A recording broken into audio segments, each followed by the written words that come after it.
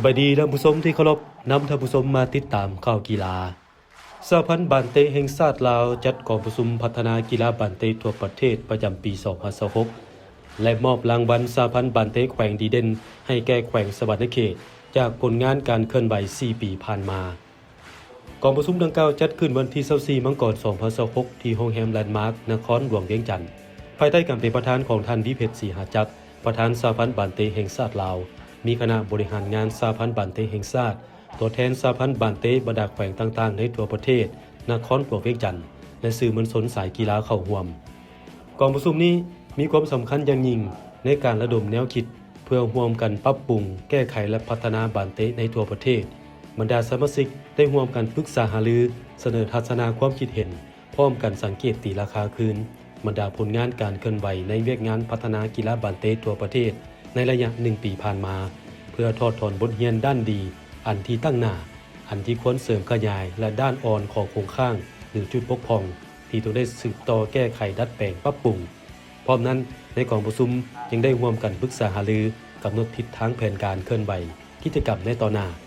โดยเฉพาะแผนชุดสุ่มใน1 ปีต่อหน้าเช่นเวียกงานจัดการแข่งขันร่วมกันระหว่างสหพันธ์บานเตะแห่งชาติและสหพันธ์บานเตะแขวงนครหลวงก็คือการแข่งขันบานเตะลาวลีก 2รวมทั้งข้อเสนอต่อเงื่อนไขในการแข่งขันบานเตะในงานมหกรรมกีฬาแห่งชาติ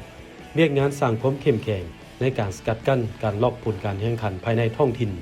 เผยแพร่ผลให้และโทษของการล่มบานเพื่อต้านและสกัดกั้นทุกพฤติกรรมที่เป็นการทำลายเกียรติศักดิ์ศรีชื่อเสียงของวงการบานเตะลาวเวียกงานการสนับสนุนงบประมาณบริหารห้องการให้บรรดาสหพันธ์บานเตะแขวงและนครหลวงนอกจากนี้ที่ประชุมยังได้มีการรายงานและเสนอแผนต่างๆคือบทรายงานการจัดการแข่งขันร่วมกันระหว่างสหพันธ์บานเตะแขวงประจำปี 2025และแผนการเคลื่อนไหวเวียกงานจัดการแข่งขันประจำปี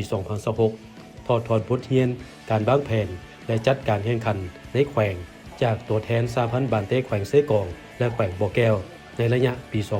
2022-2025 เสนอแผนนโยบายงบประมาณบริหารห้องการให้แก่สหพันธ์บานเตะแขวงและนครหลวงพร้อมกันนั้น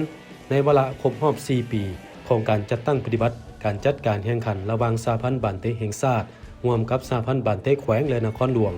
ซึ่งในนั้นมี5รายการแข่งขันคือลาวลีก 2เยาวชนหญิงชายม.ต้นและเยาวชนหญิงชายม.ปลายซึ่งจากการเก็บกำสถิติการจัดการแข่งขันแต่ปี 2022-2025 ทางสหพันธ์บานเตะแขวงสวรรณเขตแม้ได้มีการจัดตั้งปฏิบัติเวียกงานอย่างต่อเนื่องในทุกปีดังนั้นสหพันธ์บานเตะแห่งชาติลาวจึงได้มอบรางวัลสหพันธ์บานเตะแขวงดีเด่นด้านจัดการแข่งขันให้แก่สหพันธ์บานเตะแขวงสวรรณเขตเพื่อแสดงถึงการย่องเยาชมเชยต่อผลงานและการประกอบส่วนเข้าในเวียกงานการพัฒนาบานเตะในขอบเขตแขวงสวรรณเขต